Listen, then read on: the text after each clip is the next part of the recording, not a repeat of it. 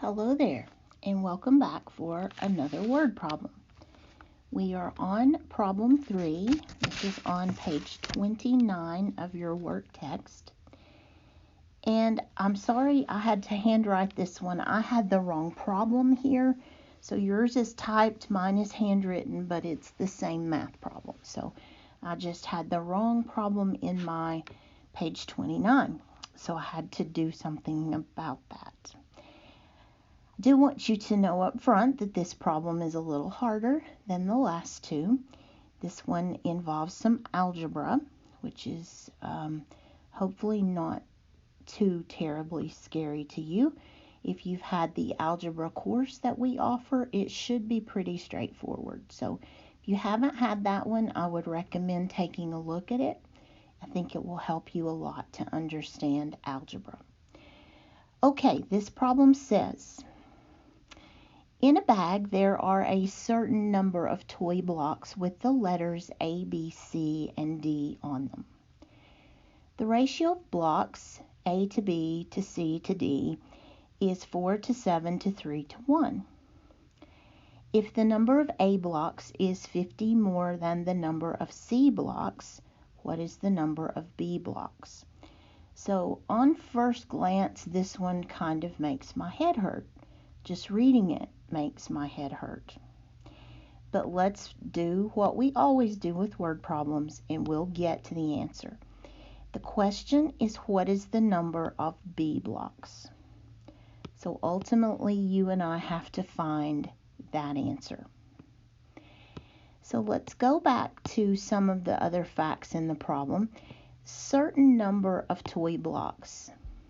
That is an unknown.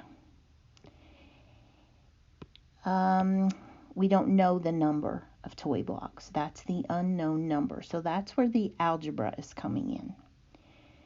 The ratio of A, B, C, D is 4, 7, 3, 1. That is definitely important information.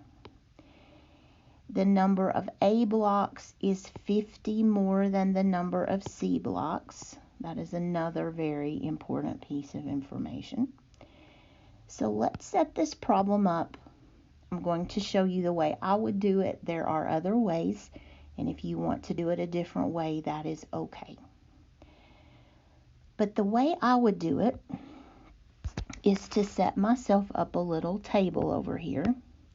You know how I like tables. And I'm going to put the blocks down there, A, B, C, and D. And I'm going to draw a space for my total. And you may be thinking, well, you don't know the total. That's the unknown, and that is true. So here's what I want to look at. A to B to C to D, this is the blue part, is 4 to 7 to 3 to 1. So all I'm doing is lining up those two ratio statements. A, B, C, D, 4, 7, 3, 1. And then I'm going to bring that information right over here. So I'm bringing those numbers, and that lining up is important. You have to line it up to be able to read it. And then you can tell that there are 4 of the A's, 7 of the B's, 3 of the C's, and 1 of the D's. And I've put that in my table. So now I can find a sample total. 4 plus 7 is 11, plus 3 is 14, plus 1 is 15. So by adding those numbers up, I can get that sample total. And then I'm going to do one more thing. I'm going to bring in my unknown component. Because remember, we don't know how many blocks are in the bag. We don't know the orange part, the total part. But I know how many are in the bag. 4, not percent, but 4 out of 15 of them will be A blocks. 7 out of the unknown total will be B blocks.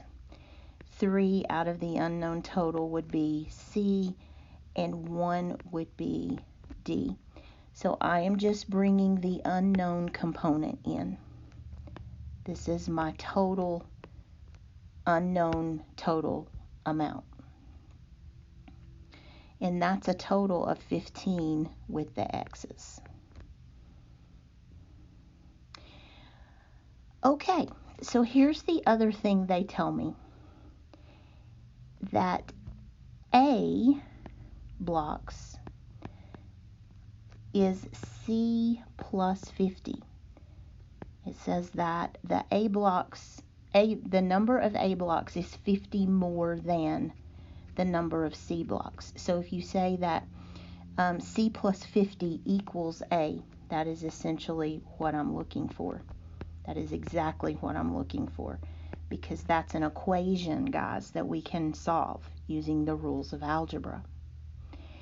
So then I'm going to substitute. I'm going to say we know that the X is 4 out of the total, or 4 parts of the total. C is 3X. And then we have the plus 50 to bring down. So I'm going to move my 3X over here and subtract. So 4 minus 3 is 1X. And then if you divide by 1, we learn that X is 50, which is great. We're almost there, because it asked me the number of B blocks. So B is 7X. So that's 7 times X, or 7 times 50, is 350. So there are 350 B blocks in this bag. That is your final answer.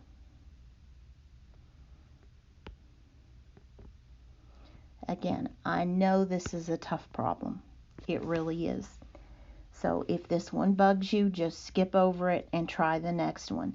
Some of these are just harder than others, and this is one of them. But I like this problem very much.